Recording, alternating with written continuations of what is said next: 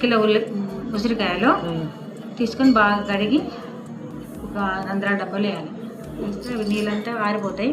ఆరిపోయిన తర్వాత అవి కంచుట్లో నూనె పోసి Do deep fry and place in Hole's bowl, as showing on screen.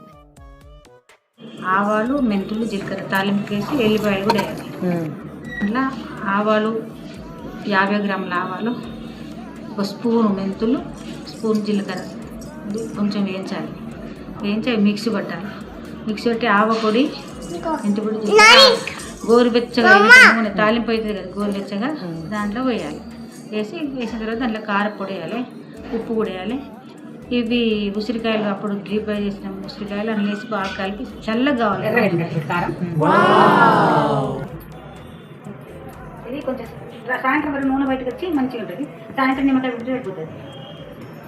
ఒక్క సరిపోతుంది నిమ్మకాయ పెద్దది, ఎందుకంటే పుల్లగా ఉంటుంది. ఇది ఆల్రెడీ పుల్లగానే ఉంటుంది కాబట్టి మళ్ళీ నిమ్మకాయ పెడితే నిలువ ఉంటుంది, పలుసగా ఉంటుంది, మంచిగా ఉంటుంది. నిలువ ఉండేది పచ్చడి కదా, ఇది పుల్లగా ఉంటుంది కాయలు. కానీ పచ్చడికి ఎక్కడ వస్తుంది రాదు పుల్లు. రేపు నిమ్మకాయ పచ్చడి